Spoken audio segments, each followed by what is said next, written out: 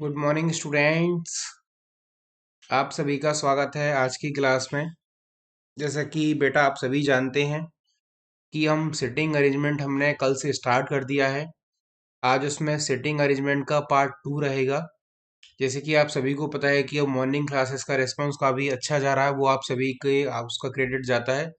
But देखिए बेटा, जितने भी लिंक मैं आपको शेयर करता हूँ टेलीग्राम ग्रुप में, वो आप सभी आगे भी शेयर करिए ताकि ज़्यादा से ज़्यादा स्टूडेंट हमारे साथ जुड़ें। ठीक है, तो चलिए स्टार्ट करते हैं। Let's crack UPSC CSC with India's largest learning platform. और वे आप सभी जानते हैं, वे है आपकी अपनी अनअकैडमी। ठीक है भैया, चलिए देखिए, मेरे बारे में लगभग सभी स्टूडेंट जानते होंगे। मैं पंकज अग्रवाल, आपका रीजनिंग गुरु लास्ट 9 ईयर से पढ़ा रहा हूँ।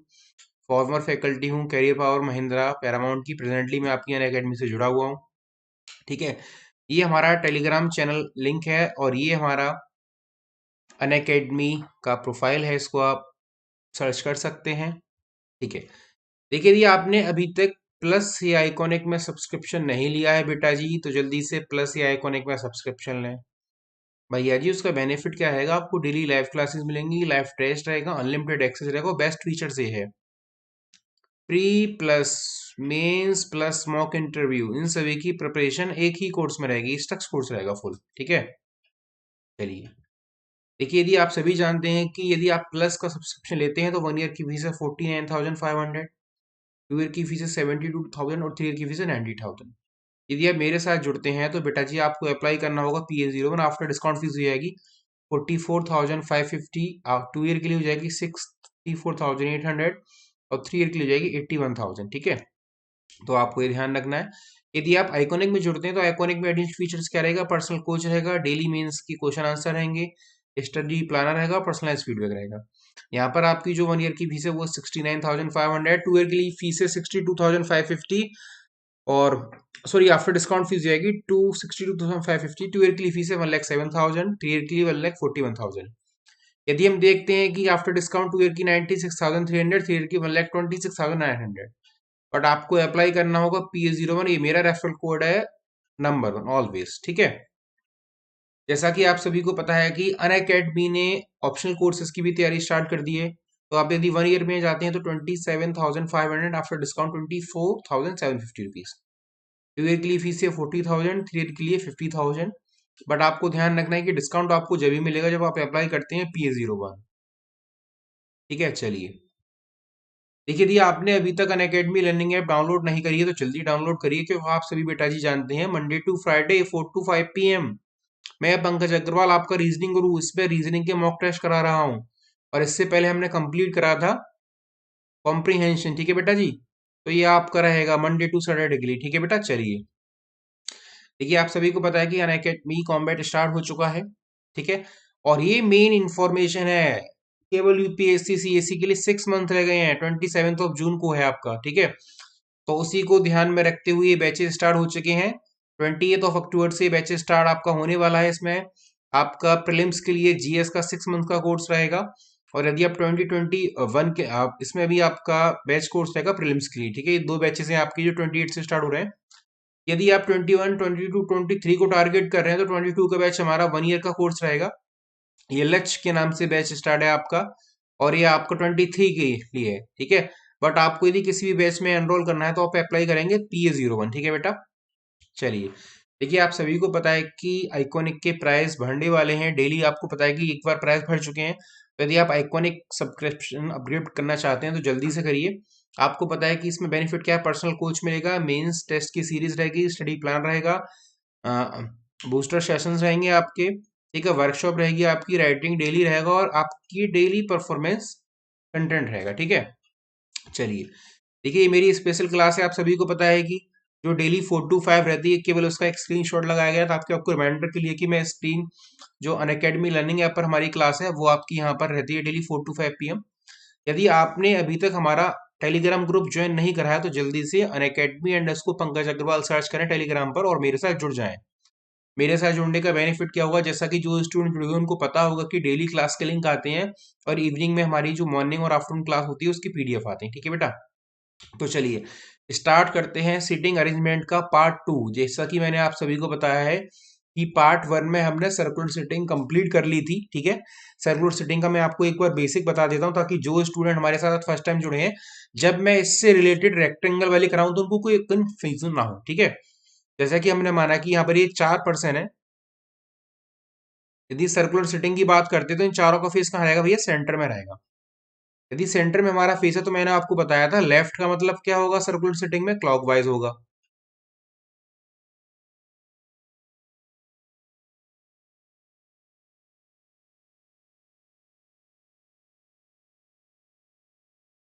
और राइट का मतलब क्या होगा? एंटी क्लॉकवाइज होगा।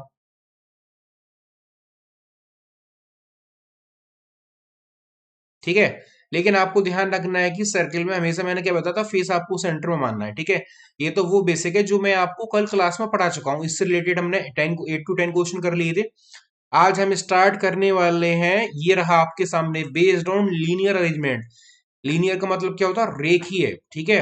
रेखीय पर, रेखा पर बेस्ड मतलब सिंगल रो। इसका भी आपको यहाँ पर ध्यान रखना है कि बेटा जी, कि यहाँ पर जो क्वेश्चन रहेंगे वो आज हम बेस्ड ऑन सिंगल रो पढ़ने वाले हैं। 2 रोज के क्वेश्चन हमारी नेक्स्ट क्लास में रहेंगे। जैसा कि मैंने आपको बताया था, मैं डेली एक क्वेश्चन कंप्लीट करूंगा, ठीक है। अभी मैं केवल बेसिक क्वेश्चन करा रहा हूँ, फिर मैंने क्या बताया था आपको, सिटिंग अरेंजमेंट आपका 4 to 5 लेक्चर्स में कंप्लीट होगा। तो पेशेंस रखिएगा, इसमें पजल वाले क्वेश्चन भी कराऊंगा, इनवर्ट आउटवर्ड फेसिंग वाले भी कराऊंगा, ठीक है बेटा। जैसा कि देखिए यहाँ पर आपको दिख रहा है कि एक ये रो है, ठीक है। इसमें हमारे पर्सन है ए, बी, सी, डी और ई। इन सभी का फेसिंग आपको ऑलवेज नॉर्थ मानना है भैया। यदि सिंगल रो है, यदि केवल एक ही रो है, तो उस रो का फेस आपको हमेशा नॉर्थ मानना है, चाहे कुछ भी हो जाए। जब तक क्वेश्चन में चेंज करने के लिए नहीं कहा जाएगा, आप चेंज नहीं करेंगे मैं आपको डायरेक्शन में बता चुका हूँ। यदि नॉर्थ में हमारा फेस है तो भैया राइट इधर होगा और लेफ्ट इधर होगा। देखिए वही लिखा हुआ, राइट इधर है और लेफ्ट इधर है, ठीक है। तो सिंगल रो के लिए आपको बेटा जी हमेशा ध्यान रखना है, ऑलवेज ध्यान रखना है कि यदि सिंगल रो है भैया, तो सर ने बताया था कि नॉर्थ में फेस रहेगा। जब तक क्वेश्चन में वो आपसे खुद ना कहे कि ईस्ट फेसिंग है, वेस्ट फेसिंग है, साउथ फेसिंग है, अदरवाइज उसको हम कहाँ मानेंगे? नॉर्थ में मानेंगे, ठीक है। ये तो ग्राफ से बना हुआ है। अब मैं अलग से समझा देता हूँ। सपोज करिए कि नॉर्थ में हमारा फेस है भैया, जैसा कि मैंने रैंकिंग ऑर्डर में भी बताया था, तो ये आपका राइट रहेगा और ये आपका लेफ्ट रहेगा, ठीक है। तो इसी पर बेस्ड हम क्वेश्चन स्टार्ट करने वाले हैं। आज भी मेरी यही कोशिश रहेगी कि मैं 8 to 10 आपको लीनियर अरेंजमेंट के क्वेश्चन कराऊं। तो चलिए स्टार्ट करते हैं आज का फर्स्ट वन क्वेश्चन, ये रहा आपके सामने, ठीक है। हर हर अरेंजमेंट पर बेस्ड हमारे 2 क्वेश्चन रहेंगे। पहले आप अरेंजमेंट बताएंगे, फिर मैं उसको समझाऊंगा। जैसे कि क्या करा है, वो 7 मित्र हैं, L, P, Q, R, S, T तथा डब्ल्यू, एक पंक्ति में बैठे हैं। अब देखिए, इस बात को ध्यान रखना है भैया, रो में मत बन, उसमें सर्कल में नहीं बना लेना। एक पंक्ति में बैठे हैं। पंक्ति कैसी होती है? एक रेखा में होती है। पंक्ति का मतलब क्या होता है? रो होता है, ठीक है। पर ये उसने आपको 4 पॉइंट बताए हैं। पी एल के बाएं चौथा है, आर एल का पड़ोसी नहीं है लेकिन एस के एकदम दाएं हैं। आगे कह रहा है टी डब्ल्यू के बाएं दूसरा है और एल क्यू के बाएं दूसरा है। ये 4 पॉइंट्स दिए हुए हैं। इनके व्याह पर आप इस अरेंजमेंट को बनाइए, फिर इस पर बेस्ड हमारे फर्स्ट और सेकंड 2 क्वेश्चन है, फिर देखते हैं कि वो हमसे क्या पूछ रहा है, ठीक है।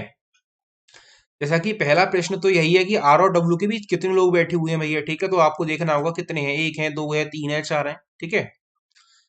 तो जल्दी से आप बना लीजिए फर्स्ट क्वेश्चन का अरेंजमेंट। देखिए लीनियर अरेंजमेंट में ऑलवेज नॉर्थ फेसिंग रखना है आपको, ठीक है भैया। चलिए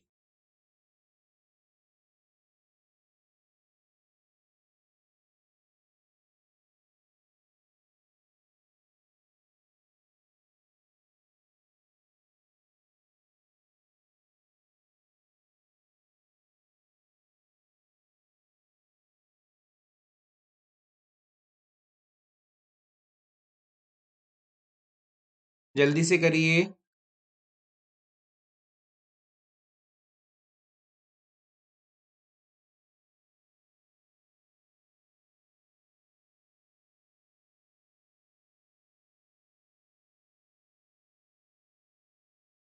चलिए मैं इसको बता देता हूँ। आई थिंक बन गया होगा, आप सभी ने इसको अरेंज कर लिया होगा, ठीक है। चलिए देखिए क्या करा, 7 मित्र हैं। तो वन, ऊपर देखिए यहाँ मेरा पेन चल रहा है, 2, 3, 4, 5, 6 और 7, ठीक है। जब भी रो का क्वेश्चन होता है तो सबसे पहले हमें ये देखना है कि हमारी लो लेफ्ट हैंड और राइट हैंड कहाँ पर होगा, ठीक है। लेकिन इसमें ऐसा कोई भी एंड कंफर्म नहीं करा गया है। लेकिन क्या करा है, पी एल के बाएं चौथा है, ठीक है। पी एल के बाएं चौथा है, तो हमने क्या करा, एल को यहाँ रख लिया। अब पी एल के बाएं चौथा है तो एल का लेफ्ट कहाँ होगा, यदि इसका फेस नॉर्थ में है भैया, इधर देखो मेरा पेन यहाँ पर है, तो राइट इधर होगा, लेफ्ट होगा, तो 1 2 3 और 4, तो ये आपका पी बन गया। ठीक है। अब सेकंड पॉइंट बेटा वो लेंगे जिसमें पी या एल का कोई लिंक होगा। देखो आर एल का पड़ोसी नहीं है लेकिन नेगेटिव पॉइंट है ये। टी डब्ल्यू के बाएं दूसरा, इसको भी अरेंज नहीं कर सकते, इसको भी नहीं कर सकते, लेकिन लास्ट वाला क्या कह रहा है, एल क्यू के बाएं दूसरा है। तो एल किसके बाएं दूसरा, क्यू के, तो इसका मतलब क्यू इधर आ जाएगा। अब एल क्यू के बाएं दूसरा होगा। अब देखो 1 2 3 4 5 6 7, इसका मतलब कोई भी अरेंजमेंट पी और क्यू, पी और क्यू से बाहर नहीं जाएगा। अब आगे बढ़ो। आर एल का पड़ोसी नहीं है, आर एल का पड़ोसी नहीं है तो आर यहां पर नहीं आ सकता, इस तरह से लिखकर क्लोज कर लो। ठीक है।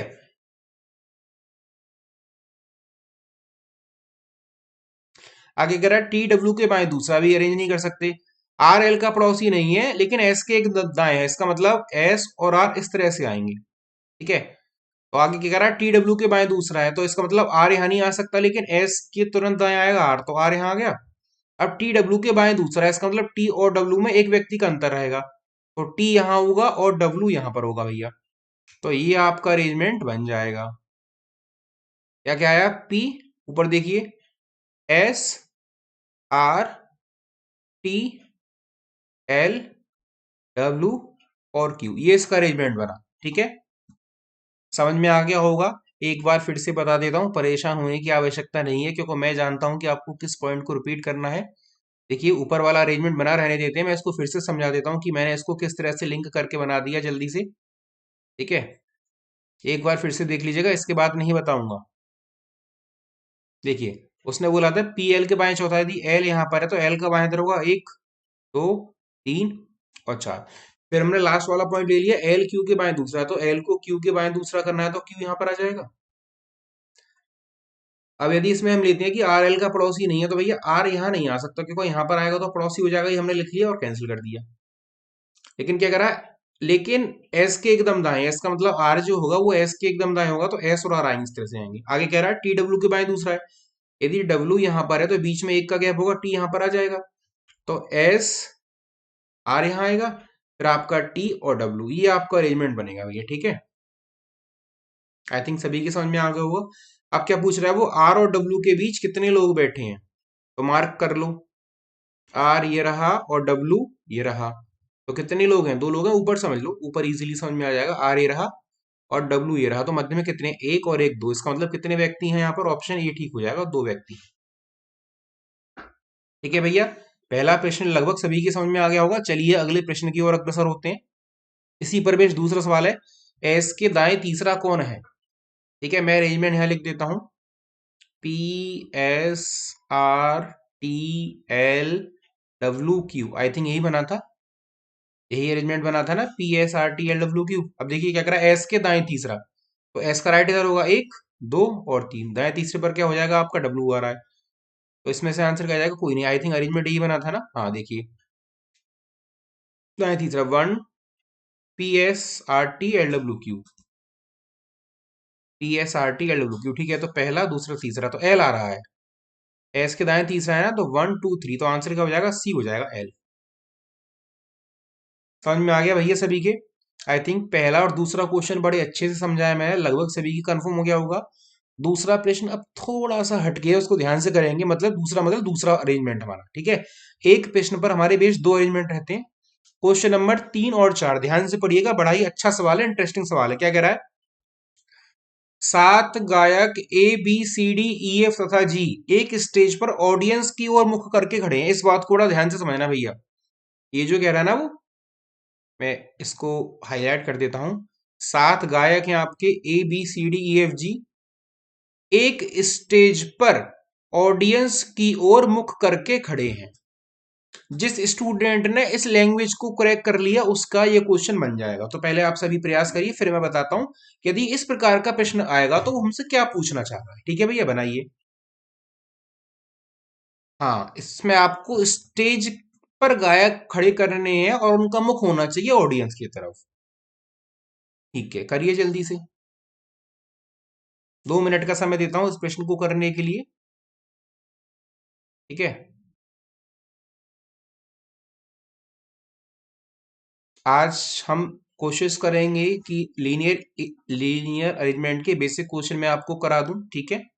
फिर कल की जो क्लास रहेगी, कल तो संडे रहेगा, फिर आपका मंडे जो क्लास रहेगी उसमें हम पार्ट 3 कंप्लीट करेंगे इसका।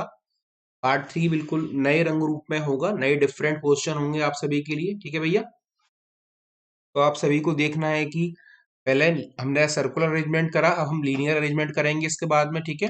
तो किसी को कोई प्रॉब्लम नहीं होगी, लगभग हम हर टाइप के क्वेश्चन कवर करते रहेंगे और मैं इसमें 0 to हाई लेवल के क्वेश्चन चलूंगा लेकर। लेकिन आपको ऐसा यदि लगता है कि सर ने पजल नहीं कराई है तो मैं पहले ही क्लियर कर दूं, जो सिटिंग की पजल होंगी उनको पजल वाले चैप्टर में पढ़ेंगे, ठीक है।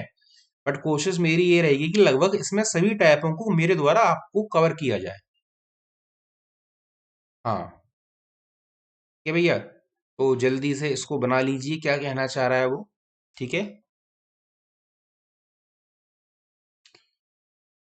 7 गायक हैं हमारे, ABCDEF तथा जी, एक स्टेज पर ऑडियंस की ओर मुख करके खड़े हैं। डी सी के दाएं है, एफ जी का पड़ोसी है, बी एफ के बाएं है, ई के बाएं है, सी और बी के मध्य एक गायक है, ए तथा डी के मध्य एक गायक है।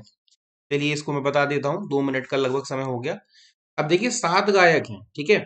मैंने क्या बताया था कि और हमारा सिंगल रो होगी तो ऑलवेज फेसिंग नॉर्थ रहेगा। तो हमने क्या करा भैया, गायकों को तो बना दिया इस जगह पर। मैं लिख देता हूँ, ये तो हो गए हमारे गायक, ताकि इन सभी का फेस कहाँ हो जाएगा, नॉर्थ में। और मैंने क्या करा, स्टेज इसके अपोजिट बना दी, सामने बना दी मैंने स्टेज। कोई फर्क तो नहीं है, जरूरी थोड़ी है कि स्टेज हमारी डाउन हो, गायक हमारे ऊपर हो। हमने क्या करा, रिवर्स कर दिया, गायकों को नीचे बैठा दिया, स्टेज हमने ऊपर कर दिया, तो हमारा फेस नॉर्थ में हो गया। अब इसको अरेंज करते हैं, देखिए क्या करा है। पहला पॉइंट ले लीजिए, डी सी के दाएं है, तो डी दाएं है, सी के मैंने पॉइंट 1 लिख दिया इसके नीचे। आगे कह रहा है एफ जी का पड़ोसी है, लेकिन एफ जी का पड़ोसी तो कंफर्म नहीं होगा कि एफ के लेफ्ट या राइट में कौन आगे, हो गया पॉइंट 2। आगे कह रहा है बी एफ के बाएं, अब देखो बी एफ के बाएं है, सॉरी ये यहाँ पर जी है, 2 टाइम्स मैंने एफ लिख दिया है। सेकंड वाला पॉइंट जो है वो क्या कह रहा है आपका, एफ जी का पड़ोसी। थर्ड वाला पॉइंट क्या कह रहा है, बी एफ के बाएं, यदि बी यहां पर होगा तो एफ यहां होगा, तभी बी एफ के बाएं होगा। अब देखिए यदि हम सेकंड और थर्ड पॉइंट को मिक्स करते हैं तो इसका मतलब क्या हो जाएगा, बी एफ और जी, क्योंकि ये प्लेस हमारा कंफर्म हो गया, क्योंकि एफ जी का पड़ोसी है बी एफ के बाएं, इसका मतलब जी के इधर एफ के लेफ्ट में जी नहीं आ सकता, एफ के लेफ्ट में बी होगा। इसका मतलब ये दोनों पॉइंट हमारे क्लियर हो गए। आगे देखिए ई ए के बाएं हैं, अगर हम फोर्थ पॉइंट लिखते हैं तो ई ए के बाएं हैं। आगे क्या करा, सी और बी के मध्य एक गायक है। अब इस तरह से अरेंज करिए कि सी और बी के मध्य एक गायक आए और ए और डी के मध्य एक गायक आए। अब देखिए यदि मैं सी इस वाले पॉइंट को, फर्स्ट वाले पॉइंट को इस वाले पॉइंट से मर्ज कर दूं तो क्या बन जाएगा आपका, फिर देखिए C D B F G. मैंने क्या करा, यदि इसमें लिख देता हूं मैं नीचे पहला और प्लस ये वाला, इसको लिख लेते हैं हम 5। यदि मैं पहला और पांचवा पॉइंट मिक्स कर देता हूं तो ये बन जाएगा। अब देखिए सी और बी के मध्य एक गायक हो गया, ठीक है। आगे क्या करा, ए और डी के मध्य भी एक गायक है, इसका मतलब ए यहां पर आना चाहिए, तभी ए और डी के मध्य में एक गायक होगा तो ई यहां पर आ जाएगा, क्योंकि उसने बोला है ई ए के बाएं हैं।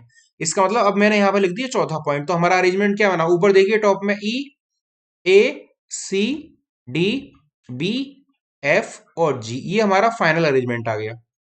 एक बार मैं फिर से बता दूंगा, परेशान ना होइए, लेकिन हमारा फाइनल अरेंजमेंट क्या बनेगा, E A C D B F G, ठीक है भैया। तो पूछ रहा पंक्ति के मध्य में कौन है, पंक्ति के मध्य में तो आ गया डी, इसका मतलब बी ऑप्शन आ गया। पंक्ति के मध्य में कौन आ गया, डी आ गया, इसका मतलब ऑप्शन बी आ गया। एक बार मैं इस अरेंजमेंट को फिर से बनाकर समझा देता हूँ, क्योंकि इसमें हमारे क्या लेफ्ट और राइट कंफर्म नहीं हुआ था, ठीक है। चलिए मैं एक बार इरेज करके फिर से बता देता हूँ इसको। देखिए मैं केवल पॉइंट्स जो लिखे हुए हैं उन्हीं को क्लियर कर देता हूँ।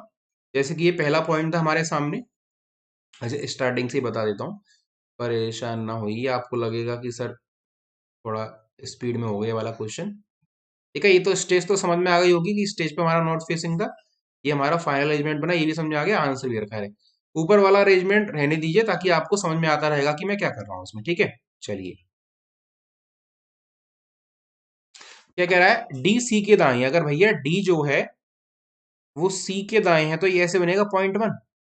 आगे कह रहा है एफ जी का पड़ोसी है, एफ जी का पड़ोसी है तो एफ के दोनों तरफ लेफ्ट राइट आ सकता है, लेकिन आगे उसने बोल दिया बी एफ के बाएं, यदि बी एफ के बाएं है तो बी एफ जी, इसका मतलब ये तीनों पॉइंट एक हो गए। अब देखिए एफ जी का पड़ोसी भी हो गया, बी एफ के बाएं भी हो गया। आगे उसने बोला ई ए के बाएं, इसको भी हम अलग लिख लेते हैं क्योंकि इसका अरेंजमेंट नहीं बन पाएगा। फिर उसने बोला सी और बी के मध्य एक गायक है, इसका मतलब सी इस वाले को मैं यदि इसके साथ जोड़ दूं तो क्या बन जाएगा, C D B F G. अब देखिए सी और बी के मध्य एक गायक आ गया, यहां देखिए मेरा पेन चल रहा है। अब क्या करा है, ए तथा डी के मध्य एक गायक है, सी ऑलरेडी यहां पर है, डी सॉरी, तो इसका मतलब ए यहां पर आएगा तभी ए और डी के मध्य में एक गायक होगा, तो इसका मतलब ई को इससे अरेंज कर दो तो ये अरेंजमेंट बन जाएगा, E A C D B F G. तो पहला क्वेश्चन क्या पूछा उसने, उस पर बेस्ड पंक्ति के मध्य में कौन है, तो आंसर क्या आ जाएगा, डी है। ठीक है, चलिए क्वेश्चन नंबर 4 देखते हैं। क्या करा है, ए के दाएं तीसरा कौन है, जल्दी से देख के बताइए, ए के दाएं तीसरा कौन होगा। ठीक है, अरेंजमेंट हमारा यही बनाया है, E A C D B F G. तो ए के दाएं तीसरा 1 2 3, तो आंसर क्या आ जाएगा, ए बी। ए के दाएं तीसरा बी हुआ ना भैया, क्योंकि हमारा फेस कहाँ है, नॉर्थ में है। अगर भैया नॉर्थ में हमारा फेस है तो क्या होगा इसका मतलब, नॉर्थ में फेस का मतलब भैया जी क्या होता है कि आपका राइट कहाँ होगा, राइट ए का इधर ही तो होगा, ये राइट हो गया, तो आंसर क्या रहेगा, बी। ठीक है, चलिए अगले प्रश्न की ओर अग्रसर होते हैं। हाँ, इसको ध्यान से बनाइएगा, क्वेश्चन नंबर 5 to 6। 7 लड़कियां हैं, A D E F H J तथा के एक पंक्ति में बैठी हैं, बैठे हैं लिखा है, इसको बैठी ही कर लीजिए, एक पंक्ति में बैठे हैं। डी ए के दाएं चौथे स्थान पर है, के व ई के मध्य 5 लड़की हैं, जे के बाएं तीसरा है, बाएं तीसरी है, जे के बाएं तीसरी है। ठीक है, एफ डी के पड़ोस में नहीं है तथा क्या कह रहा है, ई पंक्ति के बाएं सिरे पर है, तो इसे अरेंज करिए, क्या कह रहा है। इस पर बेस्ड भी हमारे 2 प्रश्न रहेंगे, देखिए इसे ध्यान से बनाइएगा क्योंकि इसमें थोड़ी सी इंफॉर्मेशन उसने चेंज कर दी है। सबसे पहले मैंने क्या बताया था, यदि सिंगल रो का क्वेश्चन है तो आप ये कंफर्म करने के प्रयास करिए कि पंक्ति का बायां या दायां सिरा क्या होगा। यदि आप इसमें सफल हो गए तब फिर आप किसी को भी बड़े आसानी से बना सकते हैं। ठीक है भैया, हाँ जी।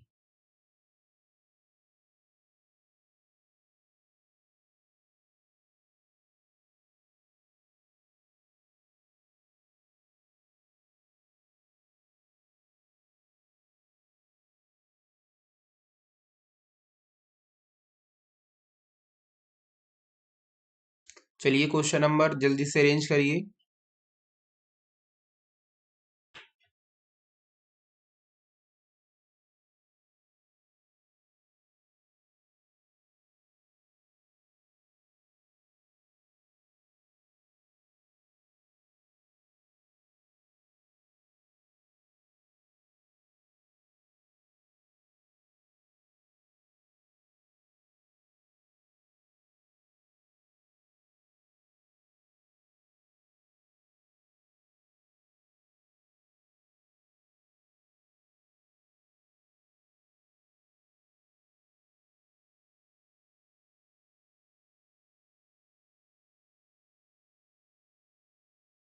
जल्दी से बनाइए क्वेश्चन नंबर 5, क्या कहना चाह रहा है आपसे।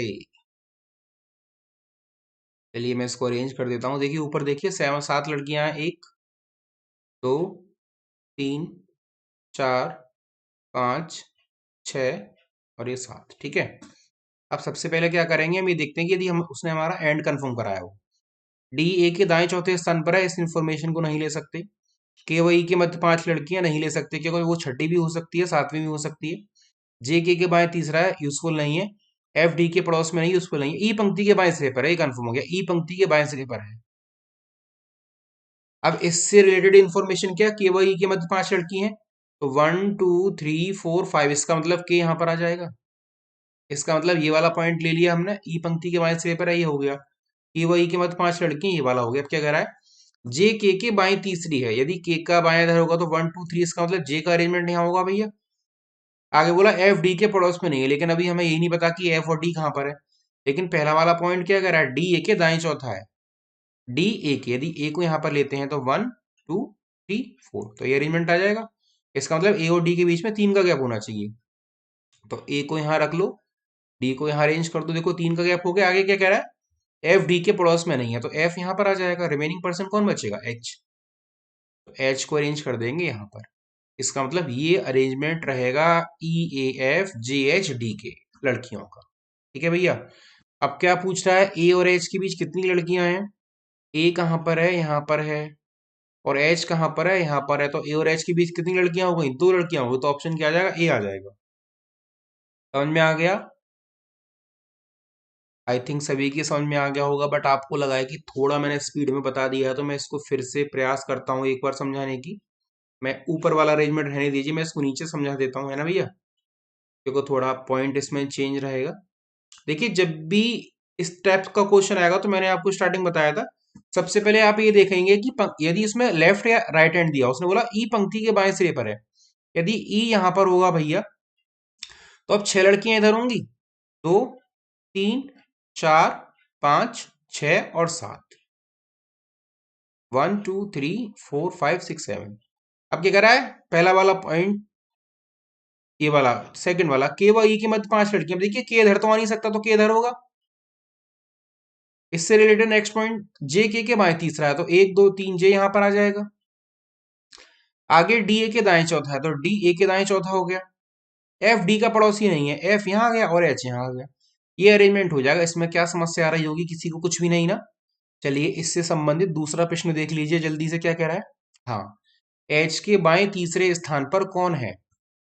देखिए, 1 मिनट का समय देता हूं। जिन्होंने पहले ग्राफ नहीं बनाया था या नहीं बना पाए थे, वो जल्दी से बना लीजिए, फिर इसके बाद आके प्रश्न देखेंगे। देखिए क्या कह रहा है, एच के बाएं तीसरे स्थान पर कौन है? वो is the third left of H.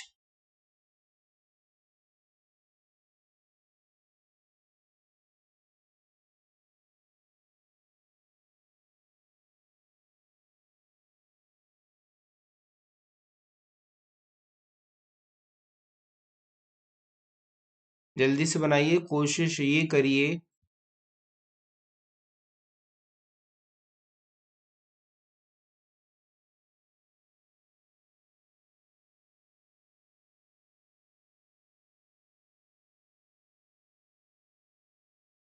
चलिए, देखिए, आप सभी ने अरेंजमेंट इसका बना लिया होगा, है ना? एच के बाएं तीसरे स्थान पर कौन था?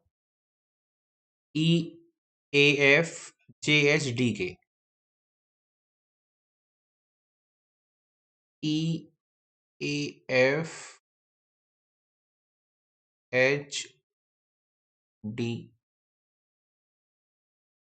चलिए, मैं इसको कंफर्म बना ही देता हूँ, कंफ्यूजन हो रहा है नोट करने में, प्रॉपर बनाकर। ठीक है, आई थिंक 1 मिनट ही लगेगी।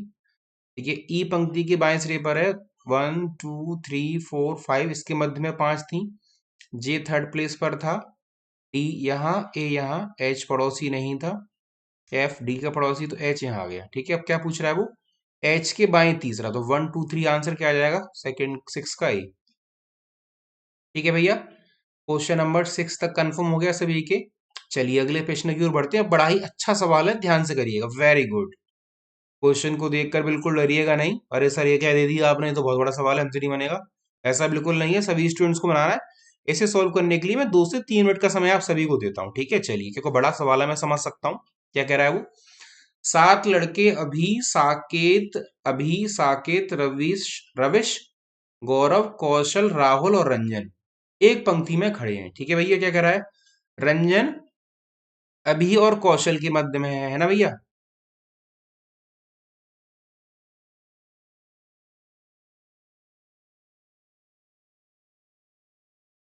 रंजन अभी और कौशल के मध्य है। राहुल और अभी के मध्य एक लड़का है। कौशल और रविश के मध्य 2 लड़के हैं। गौरव रंजन के दाईं ओर तीसरा है। आपकी काम की इंफॉर्मेशन कौन सी है? ये वाली है। चलिए, मैं इतनी हिंट तो दे देता हूँ। रविश और साकेत के मध्य 3 लड़के हैं। ठीक है भैया, तो ईमानदारी से बनाइएगा इस प्रश्न को। जैसे कि मैंने कहा था कि मैं लाइव नहीं हूं, मैं अप्रत्यक्ष रूप से आपके साथ हूं, मैं आपकी चैट में रहता हूं और देखता रहता हूं कि कौन स्टूडेंट ऑनेस्टी के साथ क्वेश्चन कर रहा है। ठीक है भैया, तो चलिए जल्दी से इसको आप बना लीजिए। ठीक है, आपको ये देखना भी है, सही भी बनना चाहिए, गलत नहीं होना चाहिए किसी का भैया। हाँ, 7 लड़के हैं, अभी साकेत रविश गौरव कौशल राहुल और रंजन एक पंक्ति में खड़े हैं। ठीक है, बिल्कुल चेंज क्वेश्चन है। अभी तक केवल हम नॉर्मल ABCD वाले कर रहे थे, लेकिन नाम देखिए, इसमें भी परेशान होने की जरूरत नहीं है।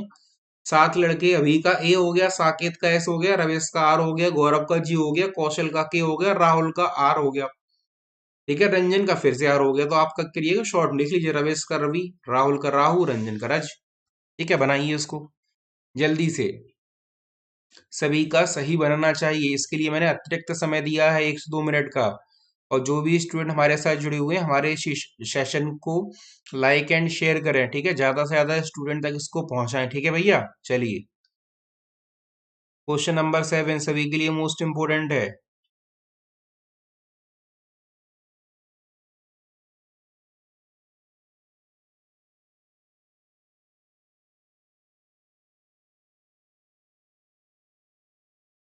जल्दी से करिए क्वेश्चन नंबर 7।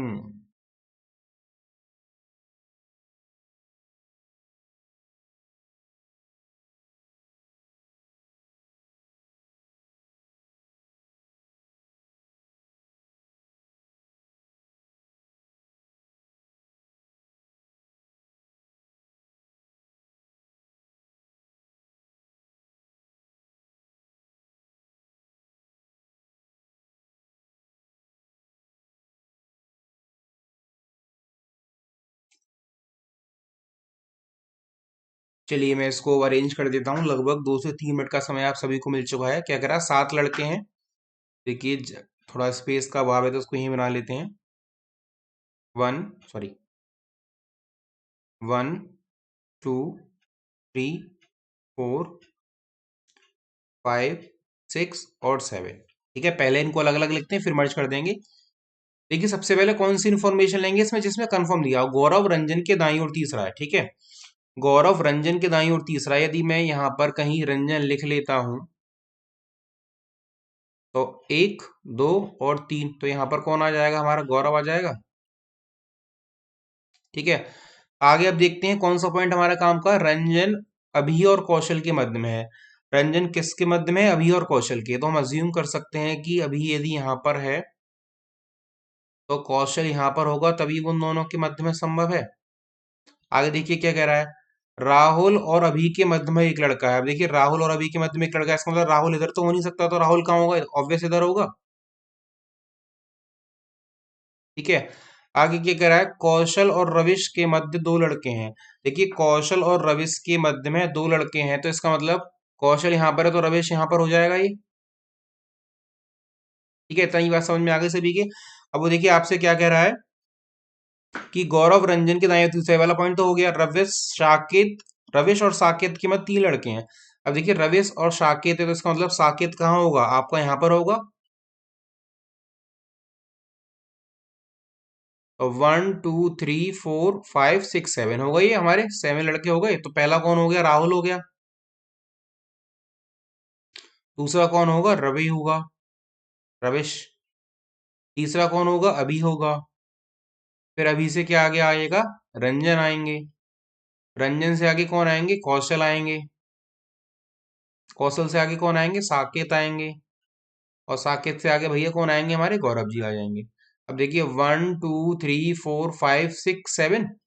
ठीक है, अब कंडीशन क्रॉस चेक कर लीजिए। रंजन अभी और साकेत के मध्य में, देखिए मैं इसको क्रॉस चेक करा देता हूं, मैंने यही नियम बताया था ना। रंजन अभी और कौशल के मध्य में है, इसका मतलब पहली वाली कंडीशन ठीक है हमारी। आगे क्या करा, राहुल और अभी के मध्य में एक लड़का। अब देखिए राहुल कहाँ पर है, यहाँ पर है, और अभी कहाँ पर है, यहाँ पर है। इनके मध्य में एक लड़का है, ठीक है, ये वाली कंडीशन भी ठीक है। आगे कौशल और रविश के मध्य में 2 लड़के हैं। कौशल कहाँ पर है, हमारा ये रहा, और रविश ये रहा हमारा। इनके मध्य में 2 लड़के हैं, ये वाली बात भी ठीक है भैया, 2 लड़के आ गए। आगे क्या कह रहा है, गौरव रंजन के दाएं तीसरा। देखिए गौरव जो है रंजन जी के दाएं तीसरा, बिल्कुल ठीक है, पहला दूसरा तीसरा, ये वाली बात भी ठीक है भैया हमारी।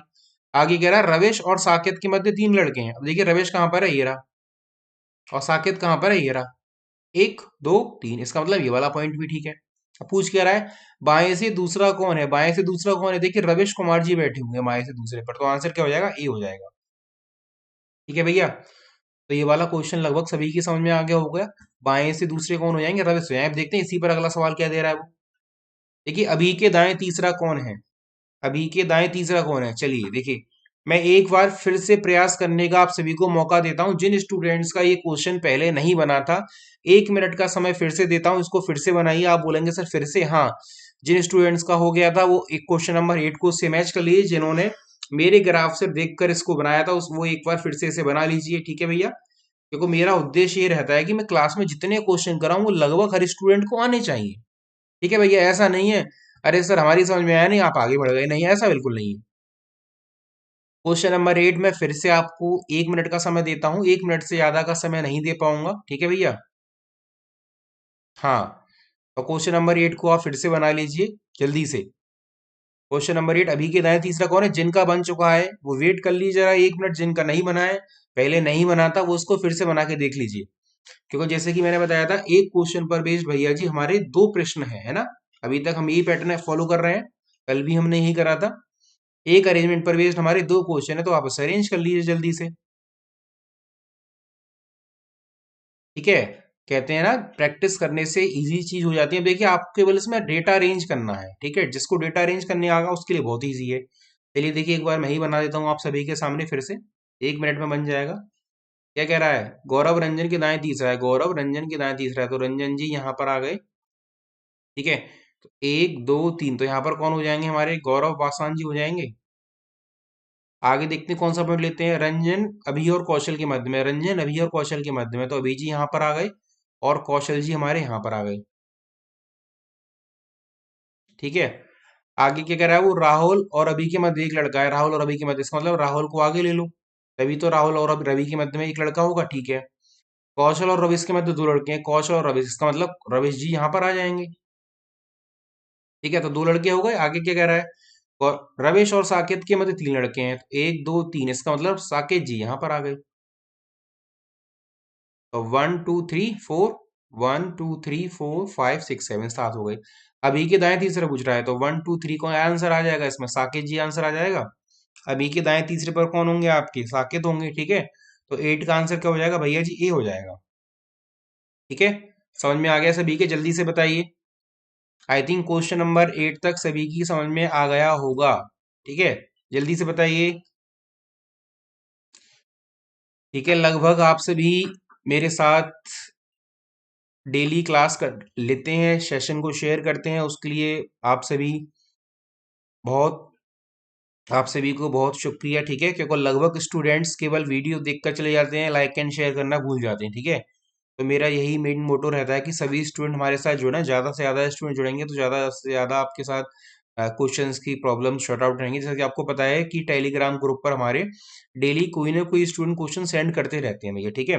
तो यदि आप हमारे साथ उस ग्रुप से जुड़े हुए हैं तो भैया उसमें आपका बेनिफिट ये रहेगा कि आपको डिफरेंट डिफरेंट क्वेश्चन करने को मिलते हैं, ठीक है।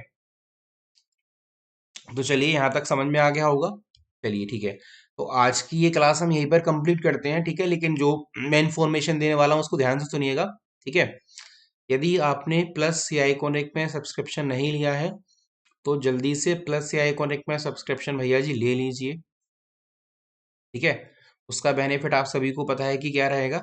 जो भी हमारे कोर्स जैसे कि 28 दिसंबर से न्यू बैचेस स्टार्ट हुए हैं 6 मंथ्स के लिए, क्योंकि आपको पता है कि यूपीएससी जो आपका प्रीलिम्स है प्री है 2021 वाला, वो आपका 27 जून का है भैया, ठीक है।